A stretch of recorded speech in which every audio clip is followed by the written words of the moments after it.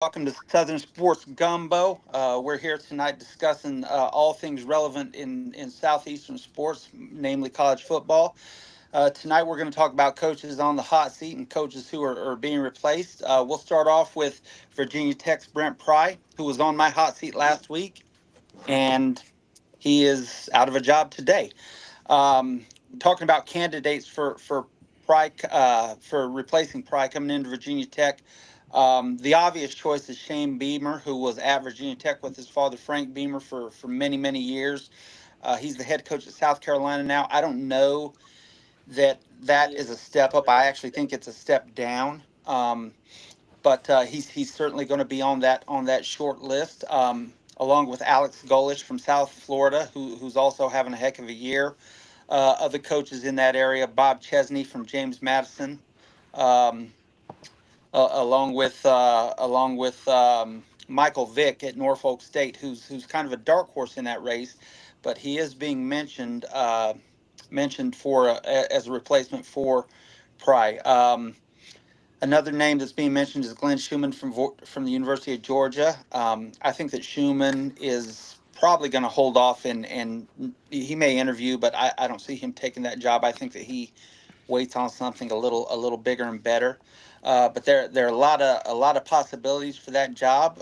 Didn't take long to get him out there, and a lot going on for week 4 in the college football season. Gumbo, what do you think about replacements for Brett Pry at Virginia Tech, sir? I'm kind of with you. Of course, the sentimental choice would be Shane Beamer. Of course, he would have to survive his outburst on the sidelines at South Carolina first. But um, I chuckled whenever somebody pointed out the rumor about Jimbo Fisher today. It was really kind of way out there. But then when you think about it, um, it's probably going to be a coach out of coaching or someone who has coached for a long time and is just not really on the way up as a trajectory, but I just don't know if that's the kind of job that would lure somebody with a young and up and coming coach. Kevin, what do you think about that? Yeah, I heard the Jimbo Fisher rumor today, and when I thought about it, I'm like, that's a good fit for the following reasons. Virginia Tech is down on talent. They're just, I mean, they're losing to teams very average. Old Dominion beats them, and when you look at Jimbo Fisher, he's recruited well. So I totally agree. I think it's going to be a Jimbo Fisher, Dana Holgerson type coach. Your young and up and coming coaches, there's lots of rumors about Virginia Tech and where they're at financially, NIL, and that kind of aspect of things. So your Summeralls, your Alex Golishes, those guys are going to end up in power forward jobs that are, higher rated jobs. Bronco Mendenhall, that was at Virginia, that had success at BYU, is another candidate. I think it'll be one of those guys that is coming back to make a name for himself. I really like the Fisher rumor just because he's very hungry. He wants back in. They kind of need each other, the way I look at it. Virginia Tech needs a good recruiter that can bring talent. Jimbo needs a job. D-Mac, what about you? Yeah, I would love a Jimbo Fisher higher up there. He's a West Virginia boy, so that would be cool for him to go a little closer to home. And I know he wants to get back into coaching. But yeah, I'm with you. Like if I'm Summerall or Golish, I would probably rather stay where I'm at in the group of five level than go to a Power Four school like Virginia Tech right now. So, and Yeah, I agree. At the end of the day, Kev, that Jimbo Fisher is a good call. And another name that you mentioned that I really didn't think about at all is Dana Holgerson, who is at West Virginia as well. He knows the lay of the land up there, knows recruiting, and has honestly been a pretty good coach in his different tenures at the schools he's been at. So I could see that being a hire as well, and it wouldn't be a bad hire. But Fisher, with his ability to recruit and bring talent in, along with the need that Virginia Tech has to they really are down on talent. I think that's a good call. We'll see what happens. I don't know how quickly this gets resolved, but in the meantime, those are some great names that we threw up, fellas. DMAC, what do you think about Deshaun Foster and his ouster at UCLA? Yeah, I mean they were struggling big time, early on, 0-3 to start the season. He's only what 15, 16 games in as the head coach there. It's a little bit different. UCLA has a little bit more money than Virginia Tech. I would think that depending on how Tulane goes, I know Summerall's not on that list right now, but if I'm the AD there, he and Golish are two calls I'm making. As far as hot young coaches go, I don't really see any great candidates for that job outside, like poaching a Power Four coach to come over. What do you think, Brian? Well, I don't have particular names for that job opening. I have questions, and my questions are, this is a school rich in tradition. I'm sure it's a school that has enough money to compete on a top 25 level. So, what exactly is the issue? What's going on? Is the administration not supporting the athletic department? Is there just a disconnect between the coaching staff and the administration? I don't know. There's something there that's a little weird to me, in that they're probably the worst Power Four school through 3 weeks that I've seen in a long time. It's just they're awful. Kevin, your opinion on this? Yeah, they're a really bad football team. There's no inspiration on that team at all.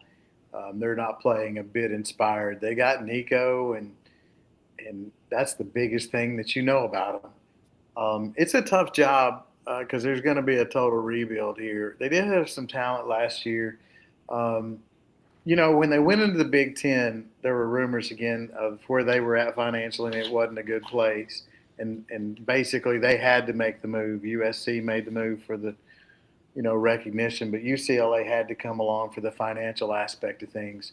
Now, that's saying that they're in the Big Ten now. That should cure some of the financial woes, but it's going to be a pretty big rebuild. Some names that you hear,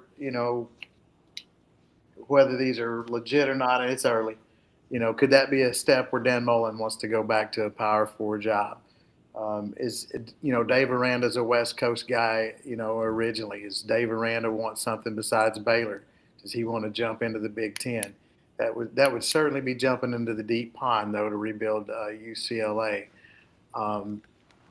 D'Anton Lynn is an interesting name for me, USC's defensive coordinator, who's really highly thought of. Spent 2 years there so far. That he's in his third year, and everybody, he came from the NFL. So people think highly of him, and that to me is an interesting name. If they go for a young guy that's a coordinator, so I think that one there's a lot to be learned on that one. I think it'll be a lot of weeks before we see names emerge, but that's just some early names. And again, I say that I wouldn't put any one of them in the job yet. I have no idea. What about you, D-Mac? Yeah, I pretty much the same thing. I think, with Virginia Tech and UCLA making changes so early, it really puts pressure on, a team like Florida that, hey, you've got to kind of know what you're doing either during the season or right after regular season ends. Because the last thing you want to do is draw this out until, end of January, early February, move on from your coach. And now you've got two schools for sure who have made hires, probably the two other schools where those coaches came from. And you don't want to be scraping the bottom of the barrel and end up in the same position in, 20 more games where you're at now. And there's a few other teams, Cincinnati could potentially be a school that makes a move. So there's a few schools that have those situations where now the pressure's on them. Do you make a move if you're 1-5 after 6 games this year, and just cut your losses for the season? Florida's got 3 co-defensive coordinators. Surely they can give one of them the interim tag for the remainder of the season. What do you think, Sweets? I've never heard of a coaching situation, but hey, more power to them. Listen, there going to be more Power Five jobs that are available at the end of the year. UCLA and Virginia Tech just happen to be the first two. I think UCLA is the better job, obviously because of the recruiting and everything. I mean, the Los Angeles area in itself, Southern California, can support a few P4 football teams with the talent there alone. So from a talent and an area standpoint, I think that UCLA is a better job. However, Virginia Tech is steeped in tradition. Frank Beamer did a heck of a job there for a long time, played for a national championship, and they've been ranked, in the rankings for the better part of 35, 40 years. So, both those jobs are jobs that, can be something special with the right coach. I just don't know at UCLA who they jump in on. I think that they're gonna stick with the interim for a while, and I think that you'll start to hear more, late October, early November. I don't think there are any splash hires in September, just because I think all their biggest candidates are still coaching other teams right now. Nobody's going to take that job right now.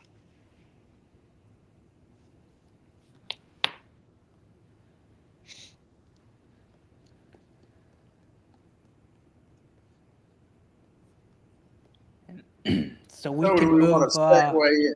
Go ahead there, D-Mac. Yeah, no, I was gonna actually. You can lead us in to team of the week with your team of the week here. So I'm going to go with the Miami Hurricanes. They're off to a good start to their season. To me, the ACC needs them to be the face of the ACC at this point, with Clemson with 2 losses from a name recognition standpoint. Dominant win over South Florida. South Florida is a good, solid team, one of the best non-Power 4 teams, and Miami just ran through them. South Florida's looked good on defense, and Miami threw up over 500 yards, total yards against them. So my team of the week with their dominance would be the Miami Hurricane. Every year we think, is the U back? Is this the year that the U is back with Beck at their quarterback position? So I wanted from there, Brian, why don't you give us your team of the week? Now, last week you came with a really good selection and a random one with John Curtis. Who you got this week? This week I'm going to stick with college, but I'm going to stick with the New Orleans area. And then my team of the week is the Tulane Green Wave. John Sumrall, the Green Wave, could have folded the tents before the season when Darian Mensah decided to take $5 million to be the quarterback at Duke. So Duke comes into New Orleans, and instead of Mensah running roughshod over them, they rudely welcomed him back, jumped out to a 14-0 lead, held on in the fourth quarter for a 34-27 win, and to go 3-0 in the season. So hats off to the Green Wave, and they got one more this week. Let's see what they can do about Ole Miss, and we'll talk about that game later. D-Mac, who you got? Yeah, I'm rolling with the Texas A&M Aggies this week. Going on the road to South Bend. Getting a huge road win. I picked Notre Dame to win this game last week. So Texas A&M really showed that Marcel Reed is more than a runner. I know the completion percentage isn't where they want it, but he threw for 360 and 2 touchdowns. Le'Veon Moss ran the ball well with 3 touchdowns. Mario Craver, 7 catches, 207 yards, really balled out. And the Texas A&M defense had 8 tackles for loss and 2 sacks against the Fighting Irish. So Texas A&M's my team of the week. What about you, Sweets? So my team of the week is Division III Grinnell Pioneers. Pitched their first shutout in 7+ seasons. They beat the Beloit Buccaneers 24-0 up in Grinnell, Iowa. They got it started early. They took the kickoff, marched downfield, and Connor Richards, quarterback for Beloit, had a rough night, but we had a couple of touchdowns for running back Sam Eaton, as well as one touchdown by running back Lucky Carton. Yes, you heard that right, Lucky Carton. And they were able to hold on and win 24-0. I was at the game, great game to watch, 90 plus degrees, so it was like they were playing in the Southeastern Conference, as hot as it was up there.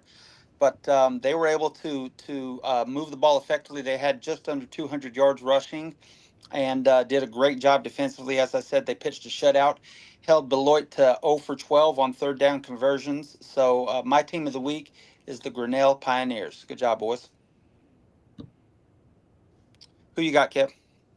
Well, team of the week, obviously was Miami there, but I'm glad you threw it back to me because before I go into my player of the week, I want to give a thumbs down to one team this week, and that is to the Oklahoma Sooners.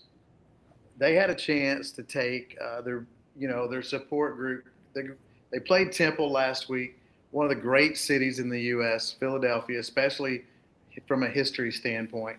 You could go see the Liberty Bell where the Constitution was formed, Constitutional Hall, a chance to take students to a place where they can really have an experience and a great college memory. And instead, they didn't take their band. They decided to rent a band, and they went to the St. Joe's, the hometown Philadelphia, for the St. Joe's band to come play for them at the Temple game. I mean, look, if you're a Power 4 school and you supposedly have all this money, you got to be better than that. That being said, it was probably easy for St. Joe's to step in and play. I mean, you really only have to know one song, and that's Boomer Sooner, which, in fact, though, if you go down this path, that was a song that was actually stolen from Yale back in 1905, and the song was Boola Boola, and they changed it to Boomer Sooner. So it's kind of a typical Oklahoma move, I guess you would say. And when you also consider, the Sooner is the land thief. So, they kind of borrow things. And so they just borrowed the band and went to there. So that's my useless information tip of the night. Thumbs down to Oklahoma. Take your students, take your support group. Those guys work hard during the year. They put in a lot of time. They deserved a good trip. All right, from there, player of the week. Let's go to Ahmad Hardy for the Missouri Tigers. 250 yards rushing against Louisiana. He's off to a great start, 462 yards on the year. One of the leading rushers in the country. Great game, and he's really stepping up. When Missouri is good under Drinkowitz, they have a good running game. And right now at this point, it really looks like Hardy and Missouri have got that running game rolling. So, Brian, what do you got for us for player of the week? My player of the week is in Oxford, Mississippi. I'm going with Trinidad Chambliss, who came in before the year as a transfer from Ferris State, a Division II school, and was the backup quarterback, did not win the starting job. Austin Simmons won the starting job. Simmons is hurt. Chambliss is in, and what does he do against Arkansas? 21-29 for 353 yards passing and a touchdown. Rushed for 62 more yards and 2 more touchdowns and led them to a victory. So my assessment is Brutus the Bulldog over at Ferris State says, well done, young man. D-Mac, who is your player of the week? Yeah, I'm staying here in Baton Rouge with this one, going with Deshaun Spears from LSU. He played his high school ball at Denham Springs High School. I watched a lot of his junior and senior games where he had 19 interceptions over those 2 years. And Saturday night in Death Valley, he had 2 interceptions. One was a pick six. He was SEC Defensive Player of the Week. Really developed, in the offseason. Came in ready to compete, and now he's getting some playing time, and he's not looking back. So shout out to him. Sweets, who do you have this week? It was a great job by Spears this weekend. A lot of us, we knew he had talent. To watch him do what he did the other night was a lot of fun to see. My player of the week is a local kid here, Marietta High School's Titus Grant, who had 5 touchdowns in Marietta's first win of the season, a 52-21 victory over the Wheeler Wildcats. Marietta was down 21-7 and reeled off 45 unanswered. Again, behind Titus's 5 touchdowns. He only had 9 carries for 33 yards, but hey, he's the Mike Allstott of Cobb County. 5 touchdowns, 9 carries. You got to love it. Heck of a job, Titus. Proud of you, buddy.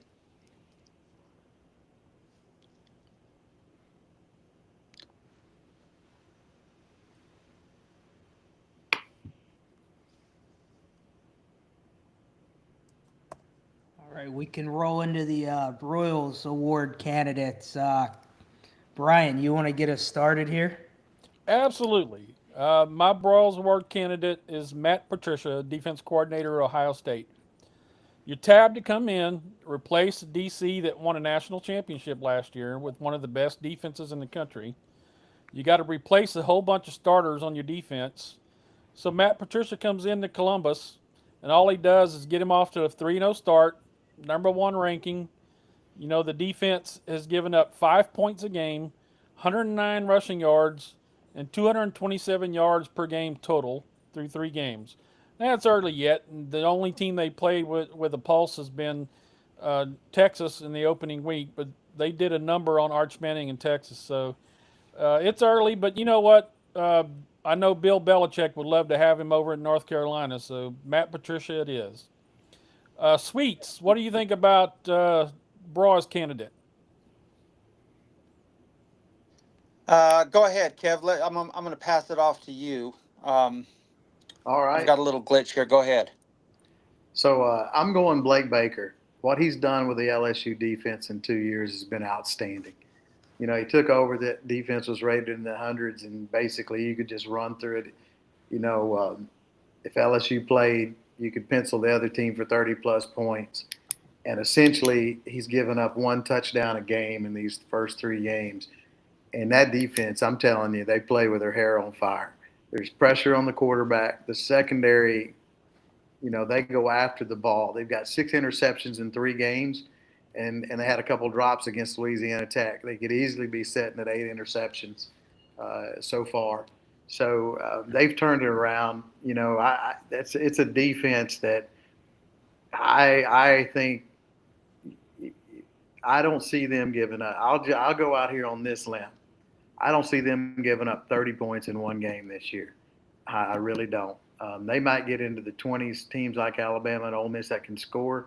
I don't see a team getting into the 30s against them. So Blake Baker, it's a top 10 defense. He's done great things. I think Blake Baker wins the Broyles Award and probably is a head coach next year. Daniel, who you got? Yeah, I've got Colin Klein, the OC at Texas A&M.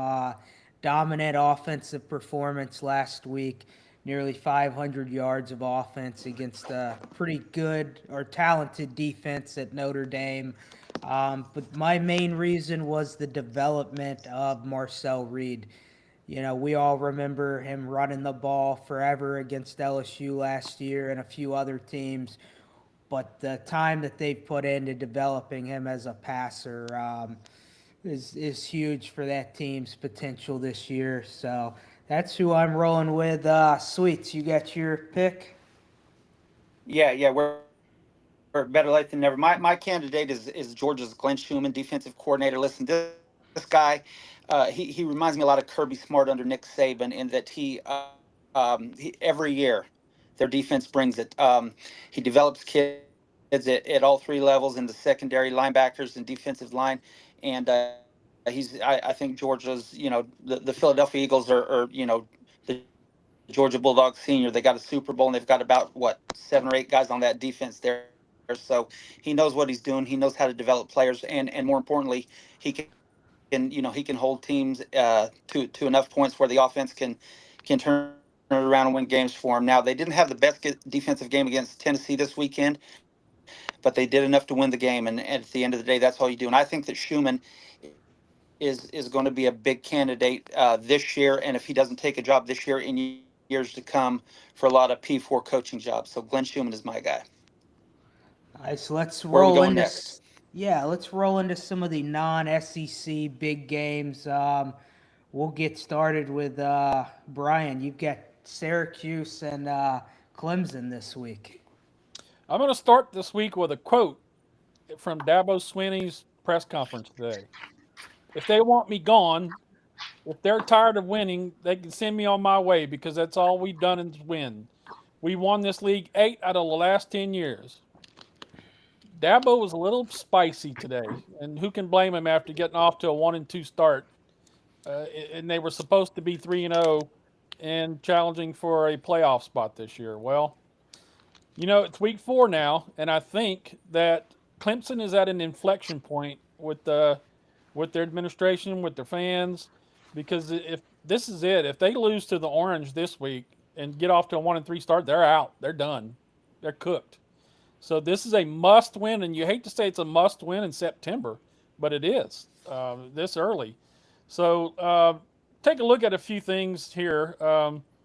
Coming into the season, thought we would be talking about Cade Klubnik, say that 3 times real quick, entering this game. But the actual quarterback who we should talk about is Steve Angeli, who's started off with 1,072 yards in 3 games for Syracuse.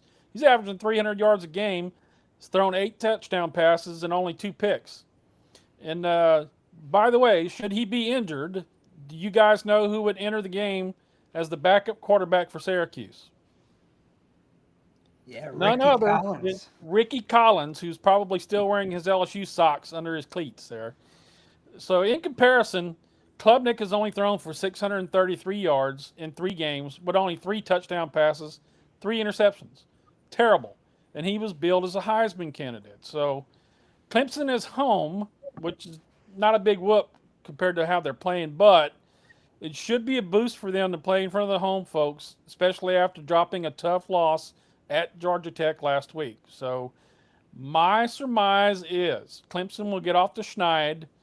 They'll win 30-26 in a very close, very competitive game. So I'm going to swing this over to D-Mac and see what you think about this game. Yeah, I think this is going to be a good first half game. You were talking about Steve Angeli, the Notre Dame transfer. He has thrown touchdown passes to 6 different guys this year. So they've got plenty of weapons out wide. But this is a game that, quite frankly, Clemson just has to take care of business here.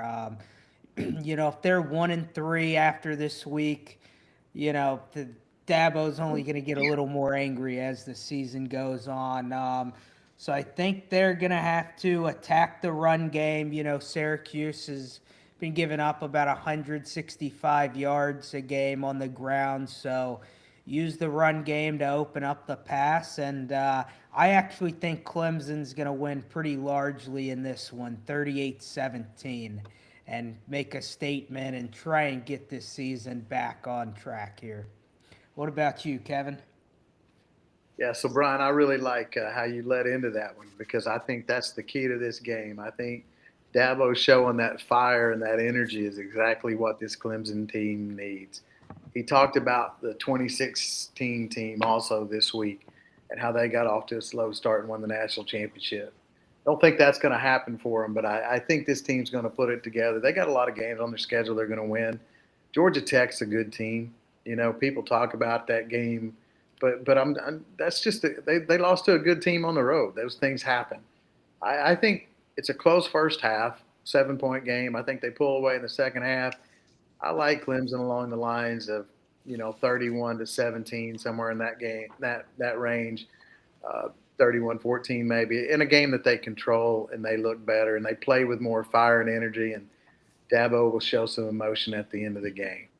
Sweets, what about you? What do you think about Clemson and Syracuse? I agree. I think that Clemson's backs against the wall here. I think that they, Clemson's a winning program. Dabo's right. They've won a lot of games under him as the head coach. They know how to win games, and I think this is a game that they come out and take care of business in. I don't know that it's a blowout. I can see it being a touchdown game, maybe 31-24, something like that. Syracuse was playing some decent ball. And I think that they're a good enough team that they're not going to get blown out. But I like Clemson to win the game. I'll call it 31-24, and Dabo doesn't have to go off the deep end for another week or two. What game's up next? We got Texas Tech at Utah, and that's all you, Sweets. Love it. Listen, the Running Utes are favored by 3.5 points. That game is at Rice-Eccles Stadium in Salt Lake City, Utah. Utah's ranked 16th in the AP. Texas Tech is right behind them at 17th. One thing I like Utah to win the game, and I like them to cover.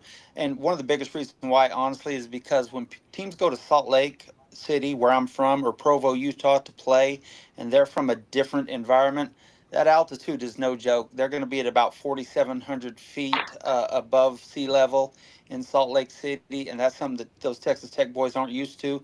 So I look forward to be a close game in the second half, Utah to pull away, or in the first half, and Utah to pull away in the second half. I like Utah winning the game, something along the lines of 34-21, and they're going to move up in the polls. And listen, Kyle Whittingham's a heck of a coach. He's had some great seasons at the University of Utah. They've had an undefeated season or two. Beat Nick Saban in Alabama in a Sugar Bowl about 12, 14 years ago.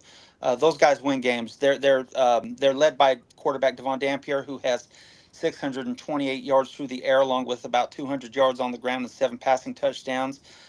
Defensive end John Henry Daly has 5 sacks for them, so they're getting after it on defense. Utah's always going to come out and punch in the mouth. Texas Tech is led by quarterback Baron Morton, who's got a 208.4 passer rating and 11 TDs in the air, along with running back David Bailey, who right now is projected as his first-round pick, one of the top running backs in the country. Utah's defense against Texas Tech's ability to score is going to be a great matchup to watch. But like I said, I like the Utes 34-21 in this one. What do you think? What do you think, D-Mac? Who you like here? Yeah, so I actually like Texas Tech in this game. I think money talks in this one. Texas Tech has spent some money on this year's roster. But what I like the most about them is they've got 16 guys who are either redshirt juniors or seniors, and they're too deep on defense. They've got 9 sacks, 19 tackles for loss, so a good veteran presence there. I have this game coming down to, probably a field goal game at the end. And for that reason, Utah is 2 for 5 in field goals this year. Their special teams has not been good. So I'm rolling with the Texas Tech Red Raiders 31, Utah 28. What do you think, Kevin? So that's a good find there. That 2 for 5 on the field goal, aspect of things. I'm going to go Utah and a 7-10 point win. I agree with Sweets. You play it in that altitude. Utah's tough to beat at home. You look over the years; they've beat a lot of good teams there, and so I'm going with the Utes and Kyle Whittingham in this one. I just think playing at home, Dampier's playing well for him. 7 TDs, no interceptions, 628 yards so far this year. The quarterback. So I like 73% completion. I like Utah. Give me Utah and the Utes. Brian. Well, what you said, Kevin, just kind of sparked me. I when I first started looking at this game, I thought, I'm going to take Texas Tech. Just something about Texas Tech this year, I like them. But after starting to delve a little into the details of this game, I'm thinking, Devin Dampier, there's one aspect about his game that he has an advantage of over Martin, and that's using his legs. He's rushed for almost 200 yards this year, 198 yards so far, and I think that's going to be the difference is if he can get out there into space and make plays with his legs, that'll be what tilts it over into the favor of Utah. Now, so I'm taking Utah with I'm going to say 35-28 over Texas Tech. Sweets, what do you think about D-Mac, that? D-Mac, you can text me offline. We can work out a wager on this game, buddy. I'm rolling with Texas Tech. I'm taking them money line this week. So Ooh, I love it. I love it. Nice. Who's up next? Who's got SMU at TCU? All right. So look, that's an old rivalry. So two teams that are close to each other. You got TCU in Fort Worth, SMU in Dallas. Goes back to the Southwest Conference days as a rivalry game. And then you take about a 10-year period here recently where TCU is in a Power 5 conference when there were 5 conferences. And SMU wanted into the Big 12, but TCU would just blocked them and said no. So SMU's donors had to go out and throw some money at the Pac-12 and then the ACC to land in a Power 4 conference now. So the hatred between these two teams is pretty strong right now. When you look at the game, it's a big game for SMU because they've already lost to Baylor. It's a bigger game for SMU, in my opinion, than TCU because TCU still has the Big 12 to go and win a lot of games in. But a team that's 2-1, it's a big game for SMU if they want to continue any hopes to repeat at the playoffs this year. They have to win this game. 2 losses in the ACC will get you knocked out. So it's a huge game for SMU. When you break the game down, this is going to be an offensive game. It's a 6.5 point spread to TCU, and the over/under 64.5. Both teams' pass defense is not very good. SMU's is 134th in the nation, and TCU gave up 276 yards passing to Abilene Christian this past weekend. So Kevin Jennings and Josh Hoover are 2 quarterbacks that I expect to have a big game this weekend. And then you also look at offensively, the running backs. TJ Harden is a little better so far on the season than TCU's running back Badone. Both teams have good wide receivers, though, as far as number ones. Romello Brennan at SMU has 314 yards receiving. Jordan Dwyer has 225 for TCU. So I expect both teams to move the ball offensively through the air. Here's the things that concern me from SMU's standpoint. They've got 6 turnovers through 3 games. Jennings has 3 interceptions. TCU's done a better job of protecting the ball. And then also penalties. TCU has averaged about 5 penalties a game and 50 yards in their first 2 games. They did have a bye week. And in 3 games, SMU has got 26 penalties, so almost 9 penalties a game. So almost twice as many penalties a game as TCU and 90 yards a game. So I think when you look at the fundamental side of this, even though SMU's run defense has been very good, when you look at the fundamental side of this, the turnovers, the penalties, and the way that both teams are playing, I got to go TCU. Josh Hoover's been really good, 73% of his passes, completion so far through the air, and that SMU pass defense not performing very well. TCU averaging 323 yards passing a game. I'm going to go TCU. This is going to be a shootout, though. Both teams are going to score a lot. It's going to go up and down the field. I'm going to go 41-38 TCU in the end. Brian, what do you got on this one? All right. SMU likes to pressure the quarterback. SMU tackle well in space. SMU has a great passing game. Everything sets up for SMU to win the battle of the Metroplex. That's why I'm going with TCU to win 28-21. And I'm passing that over to D-Mac. What do you think, man?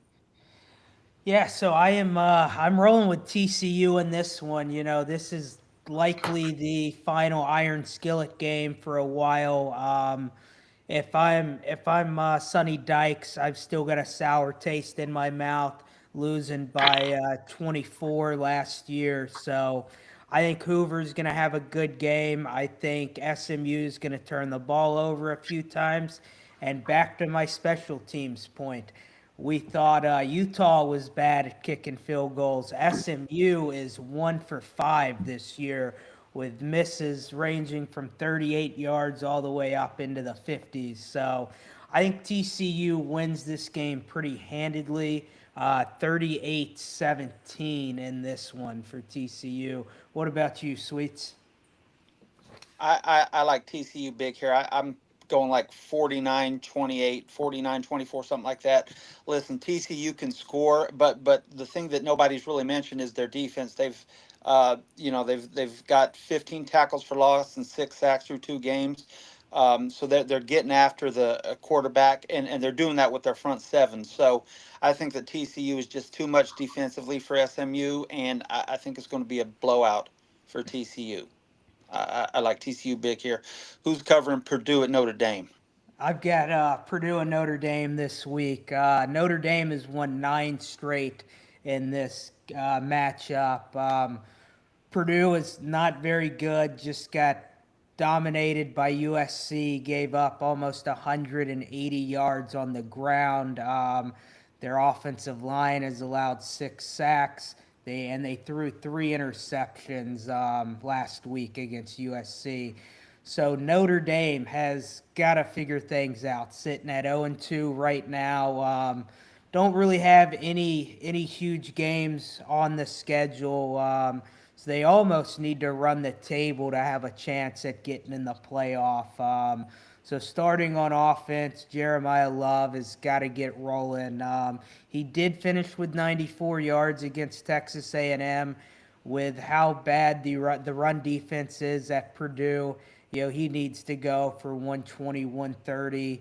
And then at quarterback, CJ Carr, the freshman, he's shown some really good flashes, but they've had to depend on him too much too early this year against 2 good teams. So they've got to use that run game to take some of the pressure off of him so that he can just focus on playing football. And you go over to the Notre Dame defense. Marcus Freeman, defensive-minded coach, and they have been atrocious. I think it's a matter of time until Freeman takes play calling from Chris Ash. They've only gotten 1 sack this year through 2 games. So, my biggest question is, has it been a play calling issue or an execution issue? I'm going to go with a little bit of both. They need to get going fast on both offense and defense this week. They really need to start getting style points here in week 3. They need to score a lot of points and hold Purdue to a little. So I think the line on this game is like 26 and a half or something. 26 and a half. So I have Notre Dame winning this game 45-17. Kevin, what do you think? Yeah, I'm not going to spend a lot of time on this one. I think Notre Dame comes in. They've lost 2 tough games, 4 points and 2 losses. So I think they're going to play angry. They're going to play with urgency. I like CJ Carr as a young guy, and so Notre Dame's going to win this one big, 45-7. Brian, what you got? Yeah. Well, fact of the matter is Purdue is unranked. If you go back to last year's playoff, Notre Dame lost its last 3 games against highly ranked teams, really good teams. So I think going into this game at 0-2, they circle the wagon, so to say. And I think what's going to happen is they're finally going to get the run game going, and they're going to have to get the run game going if they want to compete later on, if they want to make a repeat performance in the playoffs. So I'm thinking they'll get the run game going. They'll rush for about 300 in this game, and I think they'll win it by, let's say, 3 touchdowns. I'm going to say 41-20. So I think Notre Dame calls their shot here. This is a game that obviously they have to win. And let's face it, Purdue's been awful. They haven't taken care of the ball. They're averaging just a shade over 3 yards a carry, and their offensive line is a turnstile right now. Notre Dame's got a great defense, and like all 3 of you said, they're going to circle the wagons this week. It's going to get ugly. Give me the Domers 52, Purdue 10. Notre Dame covers easily. Who are we with Michigan at Nebraska? Who's covering that for us today? I'll take that one. All right, now, the only team Michigan has played with a pulse this year came at Oklahoma. And we all know what the Sooners did to them in 24-13. where Michigan couldn't muster enough offense to do anything. Now, we know the future quarterback from Michigan is Bryce Underwood. We know he's the future probably of college football when you're talking about on a national scale.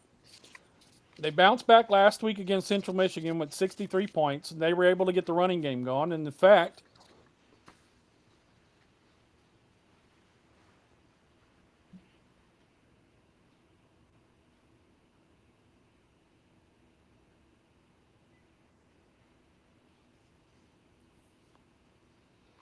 Do we have a frozen Brian here?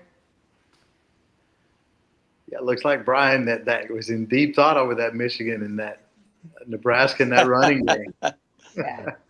Well, he's going to get that straightened out. I, Again, we all have the Wi-Fi experience. Who else wants to throw in on Michigan and Nebraska? Yeah, I think it's going to be a great game. Listen, Justice Haynes has rushed for just under 400 yards and 5 touchdowns. Bryce Underwood is the babe, the boy, and this is a game that both teams need to win to keep their playoff hopes alive.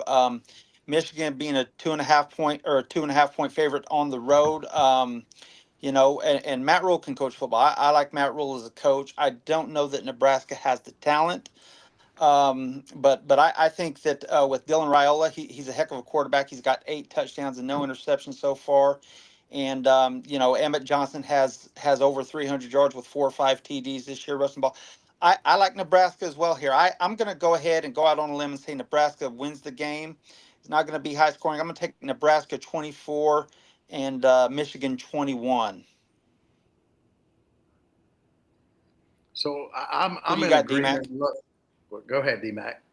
Yeah, so I like Nebraska in this one, but it's this is a game where Dylan Raiola, he's never been a guy to take over a game yet and have that game-winning drive. So I think he's got to show that he's ready to take over a game. We know the talent's there. He doesn't make a ton of mistakes, but it just feels like he lacks that killer instinct a little bit. So I like Nebraska to win this game 17-14. What do you think, Kevin? Yeah, I like your analysis of Raiola. Even back in high school, he's a great-looking quarterback, but he never takes over a game. That analogy is perfect. I think Nebraska wins this game 21-17, something like that, over Michigan. It's a game that Rule needs. I like the balance that Nebraska has between Raiola and the running game and the Nebraska defense. And I just don't know that Michigan and Underwood are ready to go on a road and win a game that they got to win late. They didn't do it against Oklahoma. They couldn't perform in the fourth quarter. And I think you'll see the same thing in this one. It's a huge game for Nebraska. Rule's got to have this game. If he gets this game, that team can go 9-3, 10-2 with that schedule. So I think they're going to really be up for it. I think their fans are going to be up for it. This game means a lot to them. So give me Nebraska in a tight game. So for all you guys out there who lay an occasional wager on college football games, 3 of us have picked Nebraska to win the game outright. So you can do with that information what you will. You can fade it, which is probably the smart thing to do, or you could go ahead and bet at money line and see at the checkout window. Who we got covering Illinois at Indiana this week? All right, so Illinois-Indiana to me is another really good game between 2 Big Ten teams that are not your traditional powers. I really like Illinois and their experience this year. Luke Altemeyer's been good, completing over 70% of his passes. Illinois is averaging over 45 points a game. That Duke game they took over in the second half on the road and scored over 40 against them. When you flip it to their defense, they're holding quarterbacks to a 48% completion rate, and rushing wise, they're only giving up 74 yards rushing. You look at Indiana, they got the transfer in Fernando Mendoza at quarterback, and they're counting on him. The 3 games they've played so far, both of these teams are undefeated, but Indiana's really not played anybody. Of course, we're familiar with that. That's how they had their record last year. Non-conference-wise, they don't play very many people. They're hosting this game. It's a 4.5-point spread. And actually, this game, when we started on the air tonight, it was 5.5. Just looked a minute ago. So it's dropped 1 point tonight, and the over and under is 52.5. I like Illinois. When Brett Bielema has an experienced team, you go back to his Wisconsin days, and even his couple of years he had success at Arkansas. If he has an experienced team with an experienced quarterback, they execute very well traditionally. So even though they're going on the road, give me Illinois this week in this one.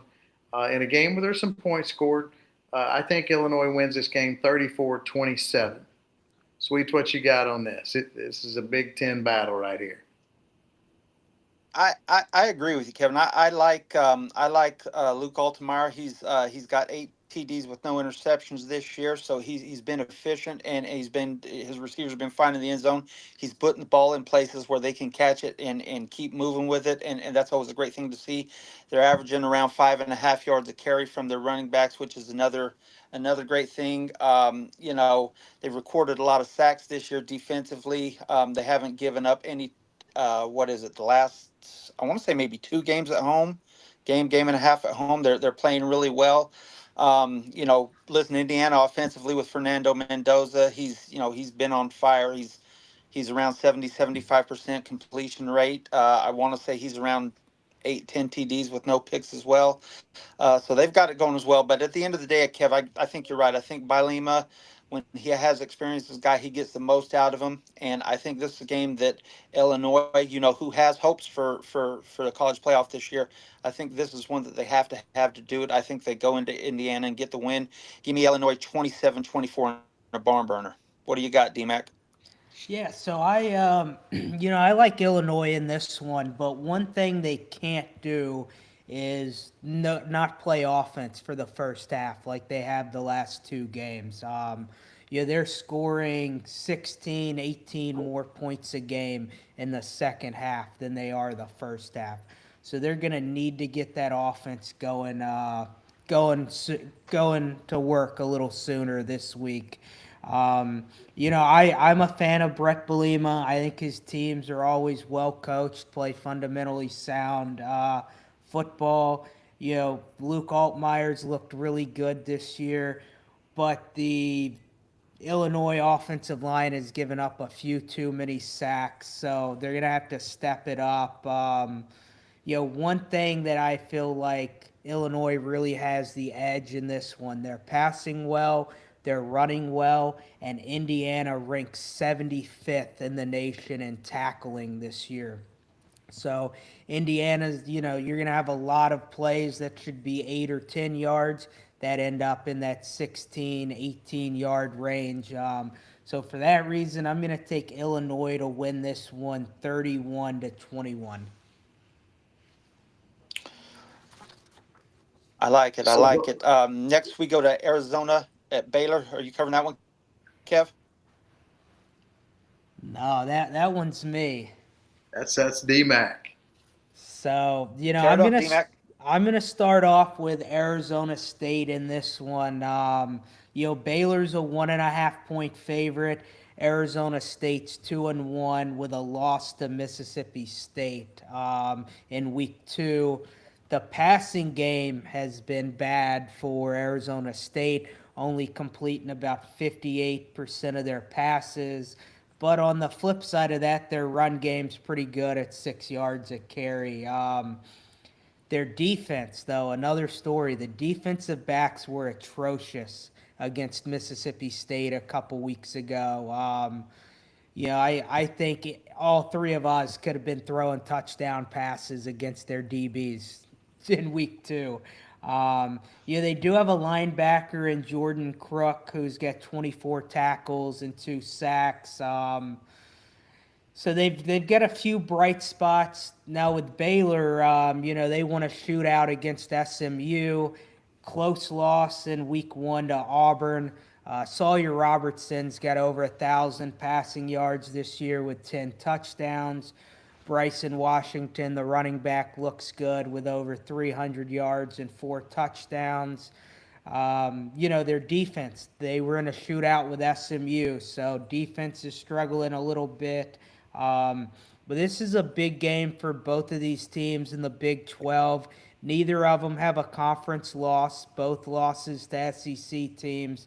So they've got a chance to, win one in league and stay on track to compete for the Big 12.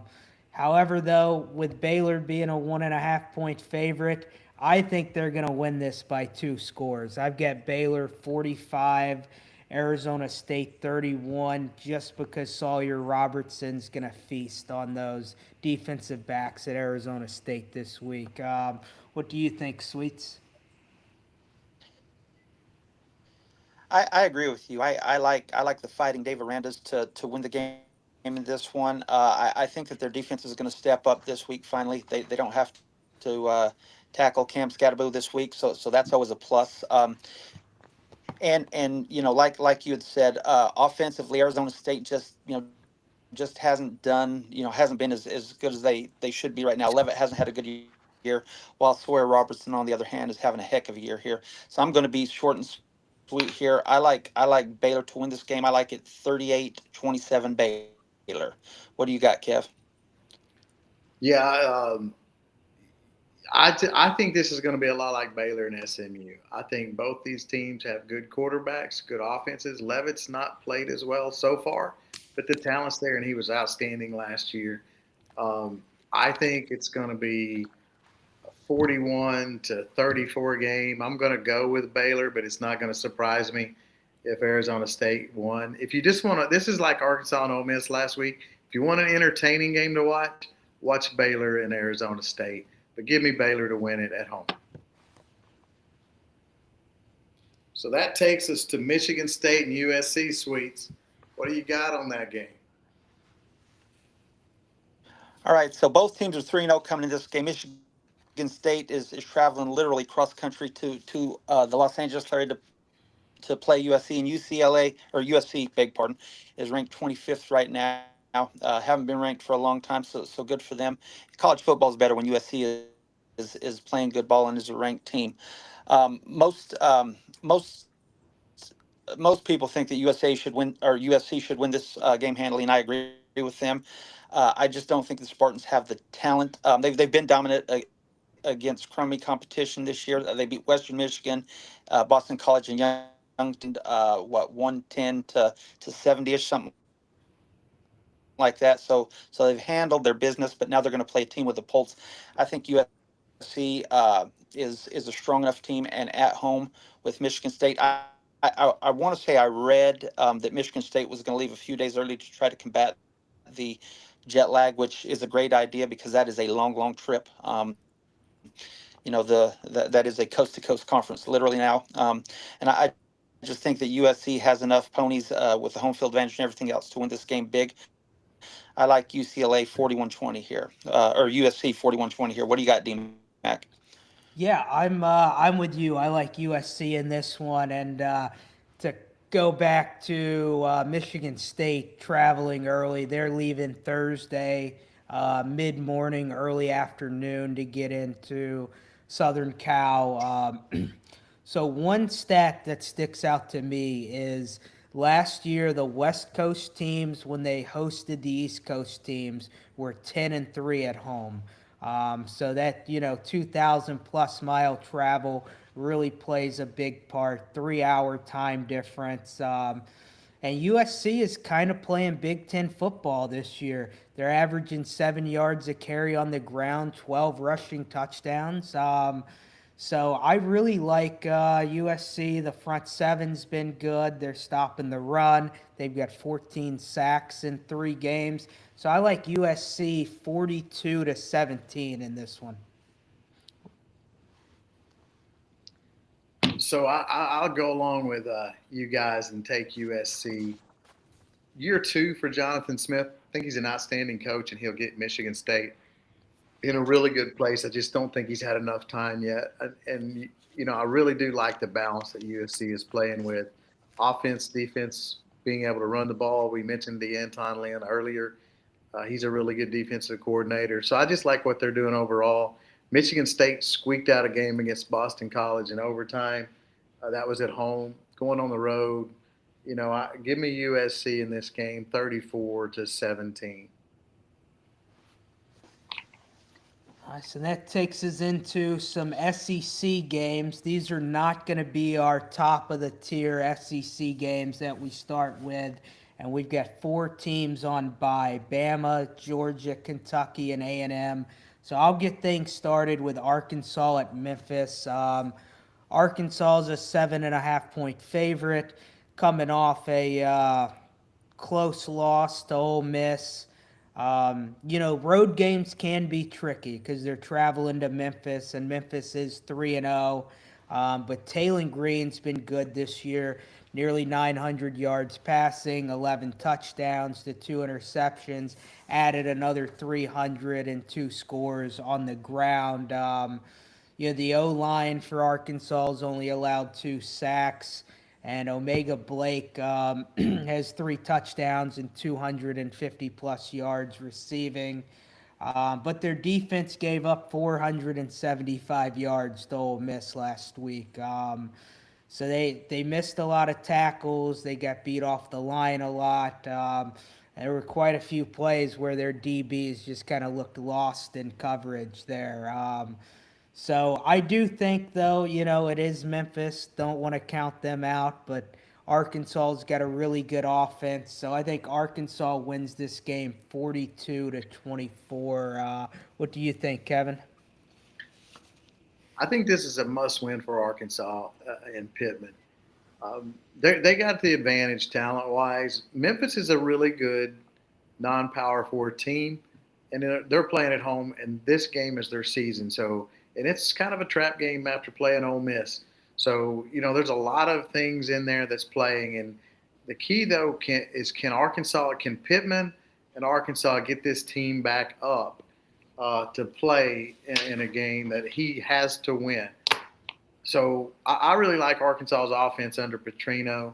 Their defense is struggling. I do like their young defensive coordinator.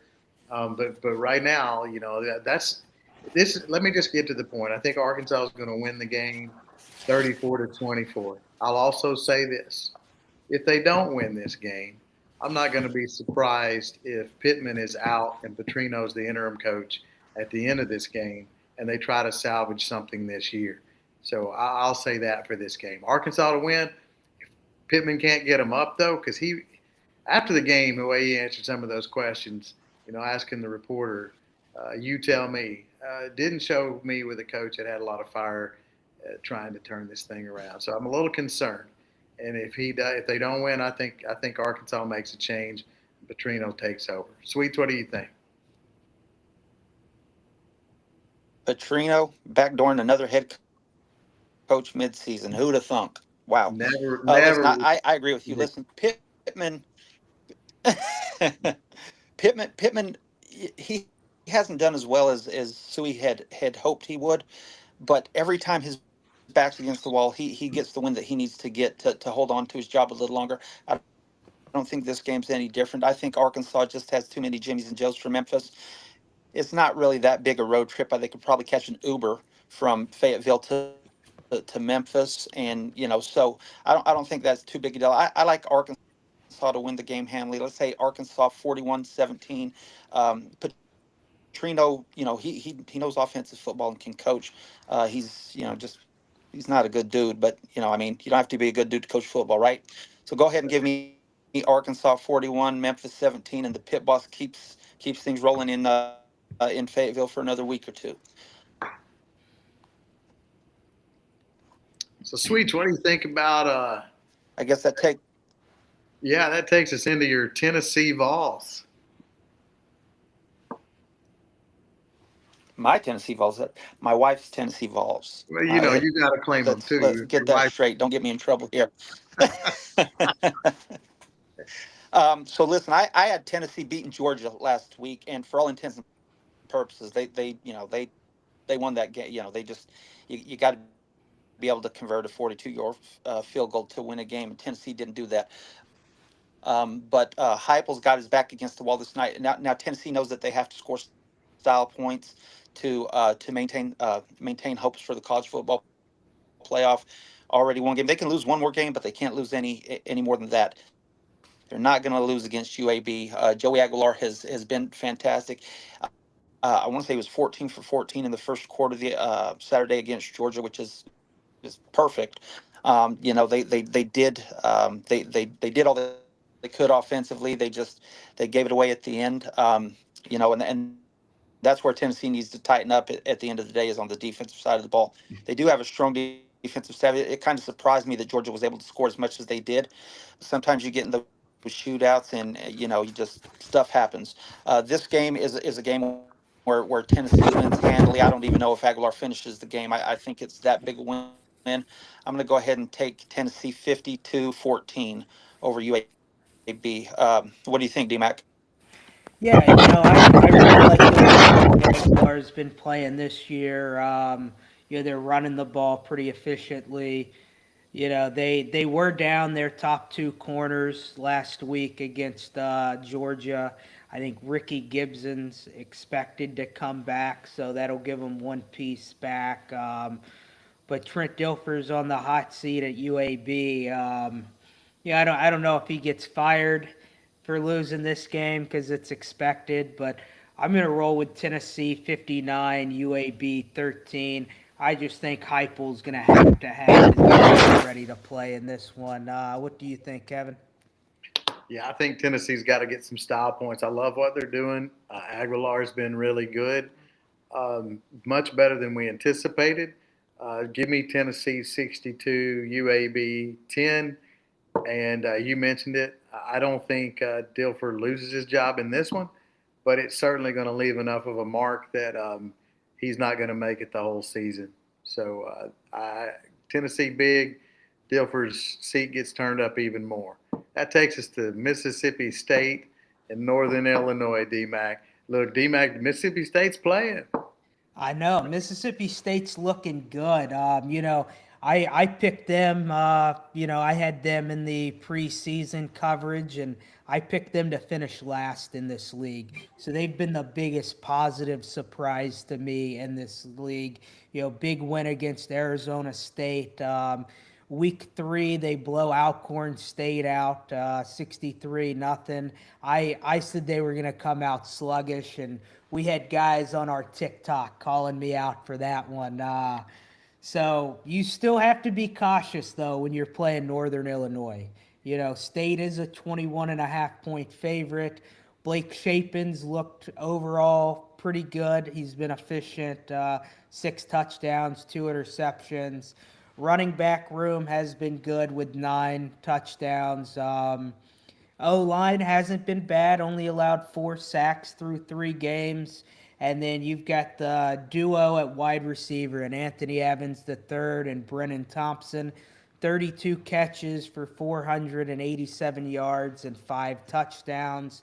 And their defense has been stout against the pass game, only allowing 124 yards a game. Throw in 14 tackles for loss and 4 sacks. I've made the mistake the last 2 weeks not picking Mississippi State to cover. So this week, I'm not going to make the same mistake. The offense has looked good, and the Bulldogs have a chance to go 4-0 in non-conference play before a tough SEC slate. So I think the offense is going to roll, and the defense will contain Northern Illinois. So no upset this week.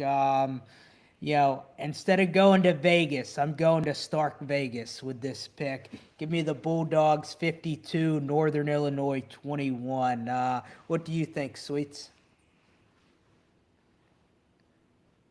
What's the spread in that game, buddy? Around 21, something like that? 21.5. Is that what it was? Yeah. 21.5. Listen, Mississippi State's going to win the game. They're going to go 4-0 for the first time in Lord knows how long. And you're not the only one who picked Mississippi State to be at the bottom of the conference, buddy. I think most prognosticators did. Not that we're prognosticators, but I think that Mississippi State has done everything asked of them so far this year.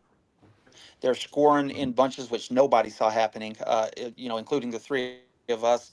And I think that they keep the ball rolling. Northern Illinois, though, ask Notre Dame. They'll step up and punch you in the mouth.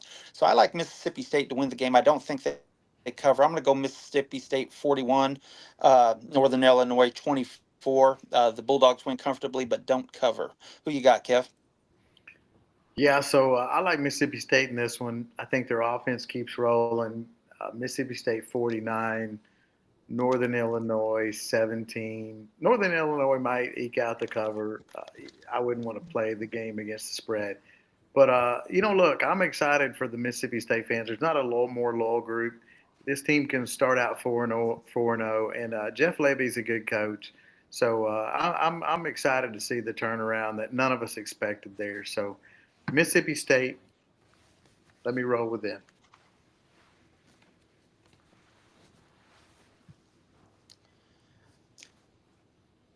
That takes us to Georgia State and Vanderbilt. This is kind of a revenge game for Vanderbilt. Georgia State upset them last year, but I don't think that they do the same this year over South Carolina. There's no telling how much Logan Patterson knocking Lenore Sellers out of the game, how big an effect that had on it at the end of the day. It certainly didn't help South Carolina. But listen, Vanderbilt's playing ball. Pavia is delivering both through the air and with his feet. Clark Lee, his teams always play tough. They're they football. Being ranked last year, I think that Vanderbilt wins this game handily. I'm gonna go Vanderbilt 41-14 in the country. That's my.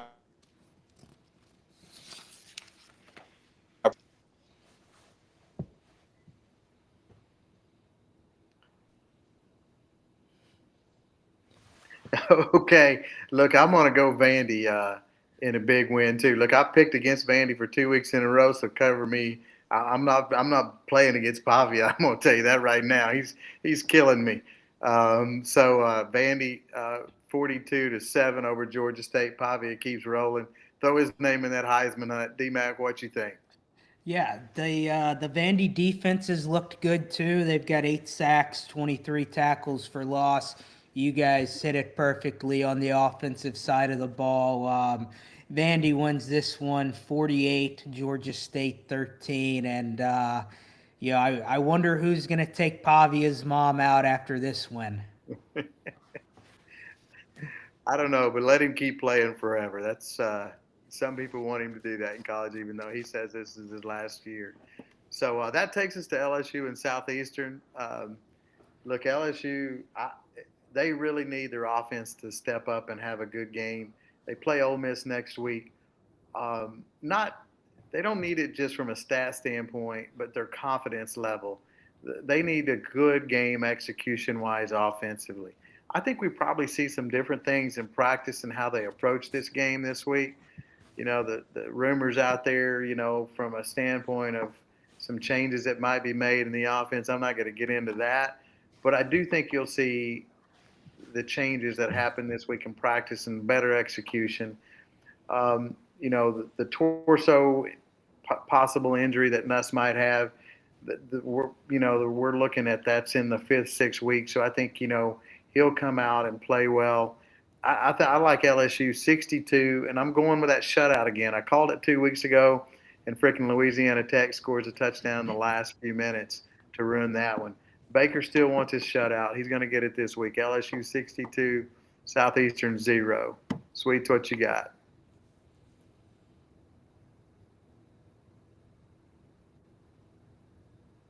Well, I know Brian's having some bad weather, so there Sweets is back at us. Sweets, what you think on LSU and Southeastern? We're all kind of experiencing a little weather tonight. Yeah, Kev, I agree with you. Listen, this is a game where LSU has got to score some points. Okay, we're averaging around 3 touchdowns a game, and at the beginning of the year, all the talk was about LSU's offensive firepower. Everybody questioned the offensive line, and that's fair enough.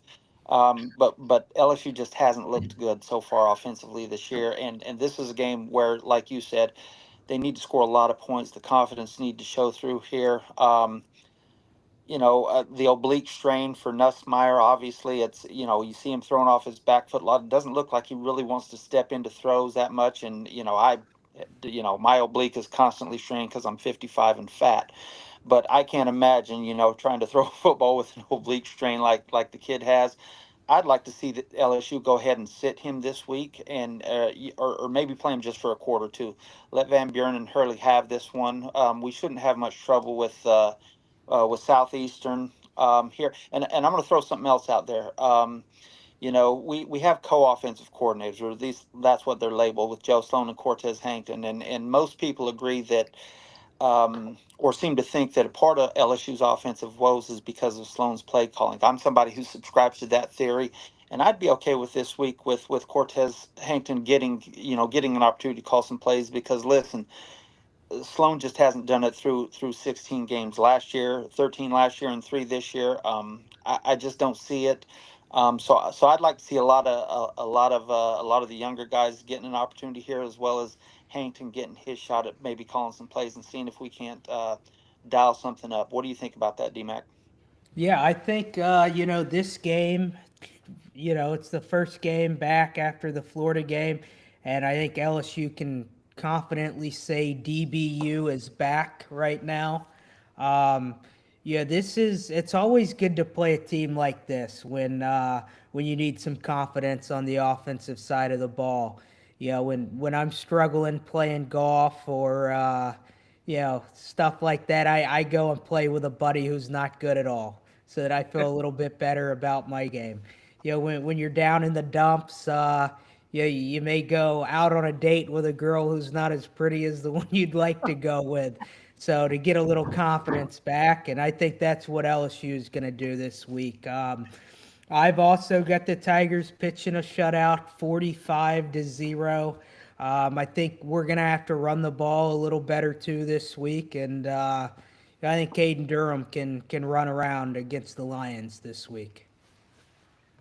Love that analogy, D-Mac. Southeastern is the not so good looking girl on the block that needs a date, and the guy that needs a little bit of confidence. So I guess that's the prom scenario there, that they both go to have a good time. How about that one?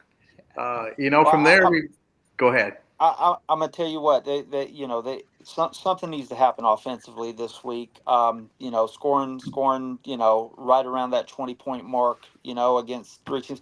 Clemson has a decent defense, but let's face it, against the other two, we're just not scoring. We're just not scoring, and whatever is happening, something needs to change. So it's against Southeastern. Let's mix it up a little bit and see if we can't find a formula that scores some points. Because coming into the meat of the SEC schedule, that 20 points just isn't going to do it. So we need to find something and find it quickly. Now we move on to Sam Houston at Texas. Who's covering that one? I'll take that one. So it's similar to the LSU Southeastern game. Texas has struggled offensively a little bit, and they're playing against Sam Houston, a team that they should be able to handle. And Arch has not played well. He came out publicly and vowed that he was going to be good in SEC play. So to me, this is very similar. This is a game that Texas needs to have a good offensive game. Sark's known as a good play caller, so Texas isn't suffering there. He's proven. So this is a game that Arch needs to play well. They need to show efficiency on offense, convert some third down conversions. I think Texas wins this game 42-7. I'll give Sam Houston a garbage touchdown. Again, very similar to LSU. Texas defense has been good, and so I don't think Sam Houston will do much against Texas. One thing I want to go back to you, though, too, Sweets, on what you said. LSU needs to play well. Florida's got a good defense, but let's call it like it is. 10 first downs and 5-6 possessions where you either went 3 and out or 4 and out. That's just killing your defense. So doubling back there on that LSU game, the offense has to play better. People can say what they want about Florida and their defense. That was not a good offensive game, and the second half got worse. Again, 10 first downs and that many 3 and outs. You can't play like that. That's just not good football. I'll hush, and that's my vent. D-Mac, what you got on Texas and Sam Houston? Yeah, I mean, they've got to get the the offense going over there. I saw Sam Houston play in the New Orleans Bowl and win the New Orleans Bowl last year. and I'm betting Sam Houston again today or this week, not to win the game, but to cover 41.5 points. I don't have faith that Texas is going to score 41.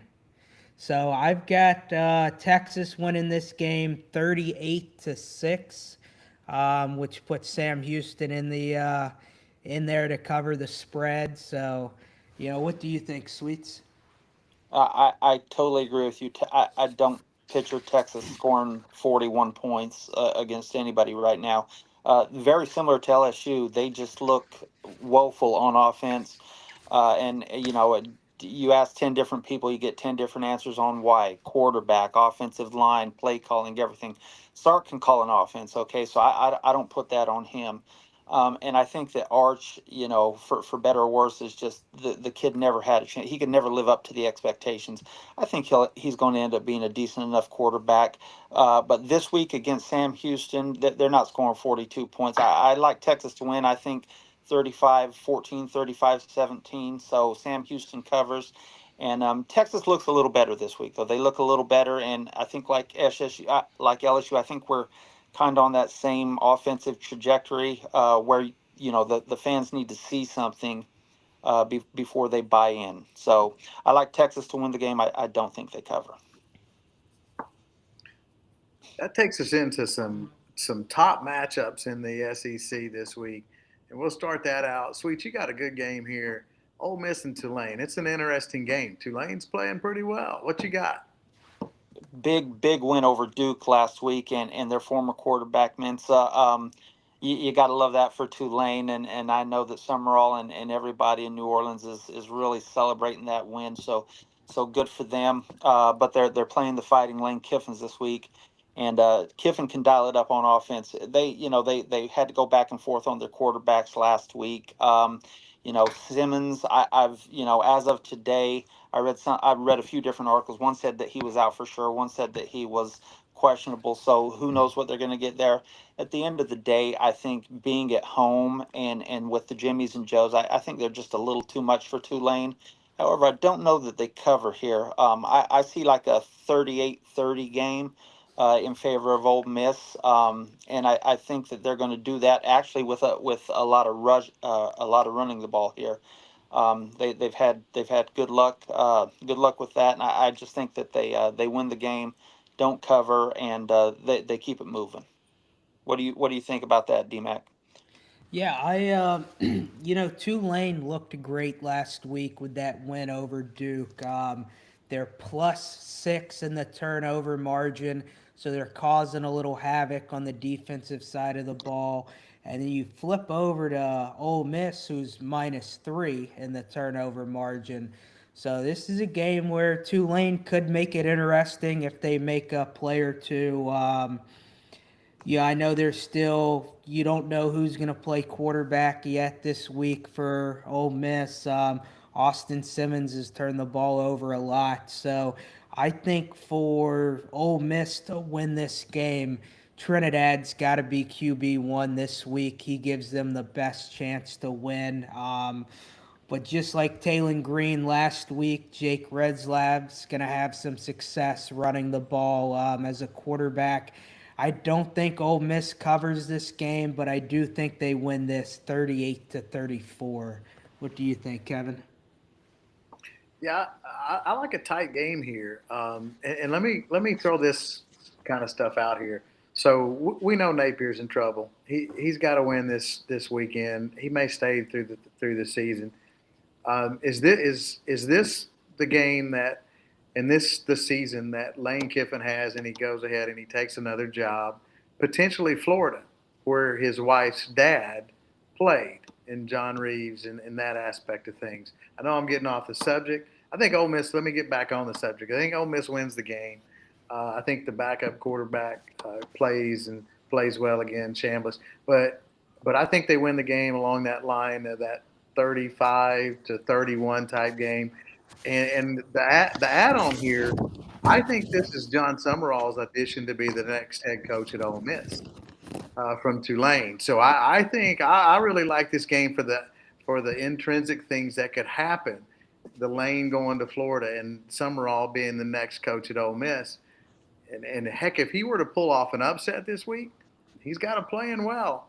Um, then he's definitely the next head coach at Ole Miss if Lane up and decides to leave that job. So I like that game just for that purpose. To me, it's the entertainment value of can Tulane go in there and what's Summerall do for that aspect of things. We know Kiffin can coach, and we know he's got bigger things whether he stays at Ole Miss or goes to Florida. I'll right. go ahead and add, Kevin. I don't think Summerall would be the worst hire for Florida either. He I like would. John Summerall as a head coach. I think that man can coach football. He knows football, and I think Florida would do well to have. I think it'd be a step up for either coach of this game to be the head coach in Gainesville next year. Yeah, So- I agree with you. That's good stuff. All right, so that takes us to Oklahoma Auburn. Preseason, this is a game I really liked.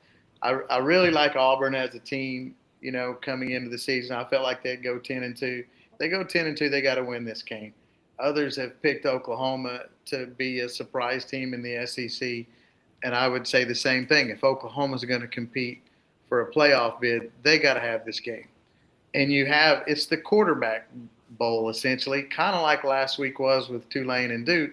You've got Jackson Arnold, who transferred from Oklahoma after they kind of gave up on him. And you have John Mateer, who came in, and he's supposed to be the savior for Oklahoma. And so you look at how both of those guys have played so far. Mateer's been outstanding. He's a Heisman candidate. Arnold, though, is thrown for 500 yards, and he's rushed, for over a couple hundred. So he's been just as effective in a different way. Maybe not as effective, because I don't know if anybody's been more effective than Mateer, but Arnold certainly led them offensively. When you go a little bit deeper into the teams, you've got Singleton and Coleman at wide receiver at Auburn. Both have about 150 yards on the season. You break down the teams. Auburn has just short of 1,300 yards on the season offense, and Oklahoma has 1,369 yards offense. So they're about even there offensively in what they've done. Defensively, there's a big difference in these two teams. Oklahoma's fourth in the nation, giving up 183 yards total a game. Now, they did play Michigan. How good is Michigan's offense? I don't know. Temple's not that good on offense, so you have that. Auburn did play a Baylor team that's good on offense, so that's there. So, going back to this, and then one more thing I'll mention that's been a really good pickup for Oklahoma is Canick, the tight end that transferred. He's leading them and receiving it with 246 yards. So it's two teams that have had makeovers, that had bad seasons last year, in a game at Auburn that was decided by a pick six at the end with Oklahoma. So I'm going to say – so let me say this. I don't think Michigan's that good. I think Michigan's a 4 or 5 loss team. So to me, them losing at Oklahoma is not what impresses me. I know Oklahoma fans are impressed by it. I think Oklahoma and Auburn are both vastly improved, though. Let me say that. But I really think Auburn's going to win this game. I think Arnold's going to go in there, play with a lot of passion, just like Tulane did against their former quarterback this week. I think Arnold goes in. Auburn plays well. I think they squeak out a 31-27 win in Norman in a game that will be hotly contested. Both teams will play with a lot of passion and emotion. Hugh Freeze often loses games he shouldn't, but he also pulls an upset or two in a year. I think this is one he pulls off. I wanted Brian to cover this one, but we all know he's battling some bad weather now in Ruston and couldn't stay on with us. So, D-Mac, what are you going with here in this Auburn-Oklahoma game? Yeah, Auburn has looked good this year. They were a little sluggish last week against South Alabama. But I want to focus on Oklahoma a little bit more here. Mateer's great, great Heisman candidate, 9 touchdowns, 1,100 total yards right now. But their defense is so good. They've only given up 1 touchdown this year, and they have given up 0 points to start a game and to finish a game. So first quarter and fourth quarter, nobody scored on them yet this year. And a lot of people say, it's not always about the middle. It's how you start and how you finish. And Oklahoma has shown that. They are going to be without our Mason Thomas for the first half in this one. So, but they've got 7 sacks, 24 tackles for loss. The line in this one is 6.5 in Oklahoma's favor. I am rolling with Oklahoma in this one, with it being a home game. Mateer, I think, is going to do enough to get them out of there with a win, and I think it's going to be a 34-28 game in favor of Oklahoma. So still a close game, but I'm rolling with Oklahoma to take care of business in this one. What about you, Sweets? I'm with you, DMAC. I think Oklahoma wins the game. I'll start off. I think Oklahoma wins 31-20. My reasoning for that is I think Oklahoma's defense at the end of the day is just better than Auburn's offense. I think that Venables is a better defensive guy than Freeze is an offensive guy, and I think Mateer is a better quarterback than Arnold. That being said, Kev, you're absolutely right. Freeze always won a game or two every year that nobody thought he'd win. He used to do so well against Nick Saban when he was at Ole Miss, and those teams back then. However, he also loses a few games that he should never ask a lot of people about that. At the end of the day, again, I think Mateer is just too much for them. I think Oklahoma's defense shuts Auburn down, and I like Oklahoma by double digits here.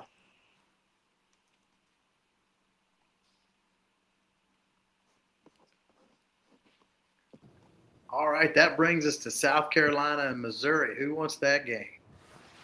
Yeah, I can take it. South Carolina traveling to Missouri this week. Mizzou is a 13.5-point favorite. South Carolina just had a blowout loss to Vanderbilt. Lenore Sellers exited the game with a concussion. The big question is, will he play this week? The offensive line for South Carolina has allowed 8 sacks through 3 games, only 5 touchdowns on offense, and they're only converting on about 30% of third downs. So at some point, when are they going to not have to depend on Vakari Swain to keep returning punts back for them to win a game? Their defense has been solid. 16 tackles for loss, 7 sacks. Dylan Stewart's got 4.5 tackles for loss. And we flip over to Missouri. 52 points a game. Bo Pribula, 76% completion percentage. 7 passing touchdowns, 3 rushing touchdowns. Kevin's Player of the Week, Ahmad Hardy, almost 500 yards rushing, 5 touchdowns, 8 yards a carry on the ground. Brett Norfleet, the tight end, has been a really positive spot for them in the passing game. He's got 3 touchdowns. They've only punted the ball 4 times this season. Missouri has. LSU punted the ball like 10 times last week, for a little comparison there. They're only giving up 16 points a game, and their third down defense has been excellent. It's almost like Blake Baker's still there. 17% conversion rate opposing offenses. So, South Carolina coming off a huge loss to Vandy last week. I am rolling with Mizzou to cover this game. I've got Mizzou winning 34-17 and heading 4-0 into next week. Sweets, what do you have in this one? Listen, with if Sellers is out, and I don't know that that's factual or not yet. If Sellers is out, I just don't think they have any chance. I think that Mizzou's just too much for them offensively. Listen, Bo Pribula as well as Ahmad Hardy are both in the Heisman conversation right now with the seasons that they're having. Defensively, they're holding teams to around a couple hundred yards a game. And they're just getting after it on both sides of the ball. Mizzou's playing a lot better than I certainly expected them to. And like I said, for me, it's as simple as Sellers plays or he doesn't. If Sellers does play, South Carolina's got a chance. If they don't, they get blown out. So I'll go ahead and I'll cover my bases here. Without Sellers, Mizzou wins the game 35-17. With Sellers, Mizzou wins the game 28-24. So, but I think Mizzou wins in any case. I just, they're just playing really good ball right now. I will say this though: South Carolina's fighting for their playoff lives this week. If they lose this one, they're virtually, out of the hunt. And they had high expectations for that this year. So Sellers went down at a really bad time, and he's going to need to play this week for them to have a chance.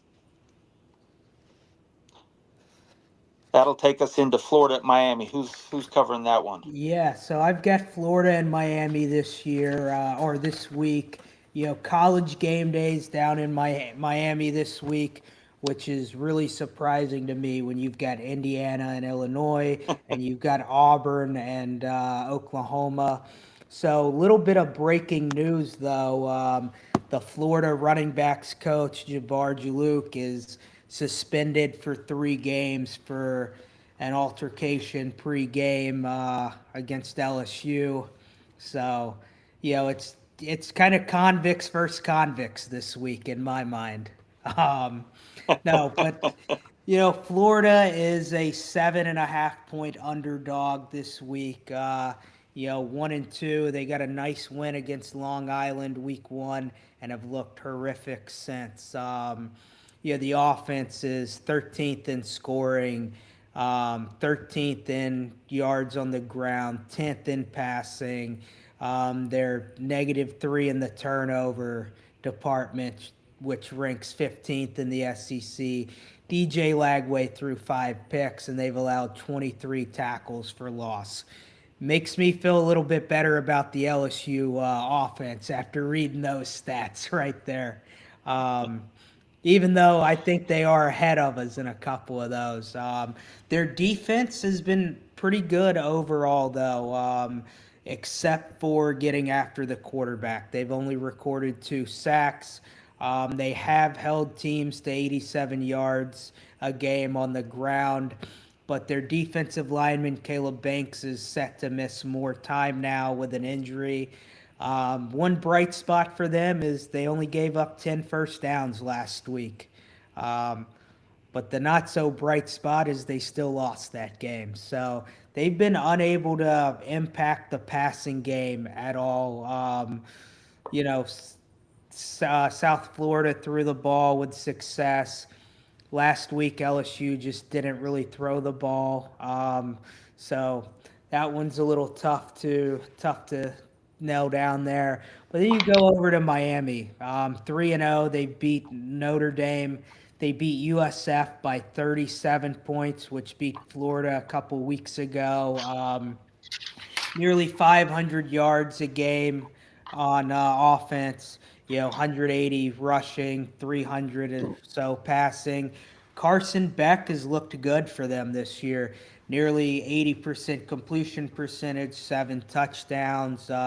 Mark Fletcher Jr. is leading the way with almost 300 yards on the ground with 4 touchdowns, and they've got 9 total touchdowns on the ground. They've only allowed 4 sacks, and they're only given up about 2 tackles for loss a game, which ranks 2nd nationally. Their wide receiver room with Malachi Toney and C.J. Daniels, a former Liberty and LSU receiver, they've combined for 32 catches, a little over 400 yards, and 4 touchdowns. And you go over to the defense at Miami. 19 tackles for loss. They're only allowing about 75 rushing yards a game, so they play fast, and they're going to create some havoc this week. Florida has been terrible. I think everybody's seen that, and after DJ Lagway's 5-interception game last week, I don't think they're going to find their footing in this one. I was at lunch today, and I heard somebody say that Florida is going to win either this game or their next game. I'm pretty sure they play Texas next. I don't see a realm where they win either of those games. So I think Miami's going to win this one big, 44-13 for Florida. So when the game's over, it will not be great to be a Florida Gator in this one. What do you have, Kevin? Yeah, I agree with you. I think Miami's going to roll this week, and I think they beat Florida along the lines of 34-10. Um, Florida's going to continue to struggle on offense. Their defense might keep Miami out of the 40s, but Miami's going to win. I think this is a game that it may just kind of bring that. It may all fall apart this weekend for Napier in Florida. I look for this game. It's so you can redshirt after 4 games. We know Lagway's had some struggles physically, and they rested him a lot during the spring. They rested him a lot during the fall. I think he probably decides to go ahead and do what he needs to do health-wise after this game, and when Miami beats him. And what does that do for Napier? Whether it's the end of the season or this week, we know where this is headed. So Miami big, and Lagway does what he needs to do to get healthy. Bringing on Sweets, ex-quarterback that he used to root for in Georgia high school football, Harrison Bailey, to lead Florida after that. So that's my prediction, and rolling on some things. Sweets, what you think? I'll say this. While on paper, Miami looks, the game is 7.5, which is kind of a little funky because you'd think that Miami, as good as they've looked and as bad as Florida looked, it would be a lot bigger. So that tells me something that Vegas doesn't have a lot of faith in Cristobal. He always loses a game or two that he shouldn't lose. He did it at Oregon. He's done it at Miami. Is this a game that he keeps Billy employed? Napier was on the hot seat for the second half of the year last year, and he just kept winning games that nobody thought he had any chance of winning, and kept it going. I don't think that Florida's going to win the game, but I think that Florida's going to give their best effort against Miami. I think it's going to be a close game. I'm gonna go ahead and take Miami 24-17, and Florida's going to put up a fight. They've got a decent defense. They've got a lot of talent. Florida does. Napier can recruit. Okay, he just can't coach and call plays. I think Miami wins the game. I don't think they cover, and I think Florida puts up a good fight. I like Miami by a touchdown. Nice. Well, that covers all of our games this week. We go live every Tuesday at 6:30. We also drop a Thursday night podcast covering some high school football games in Georgia, Mississippi, Alabama, Louisiana, and then some other big games. And then we do a Saturday night or Sunday morning recap of all the games. So if you're still watching us tonight, make sure you tune into those as well. And make sure you like, subscribe, comment, share, send this to everybody you know, guys. So that's all I've got tonight. It's going to be another great week of college football. Thanks for everybody for tuning in. Absolutely, yeah. But look, great week. I like it. Listen, a lot of fun being here. A lot of fun doing this. Tell everybody to join in, and let's just keep it going, guys. Everybody have a great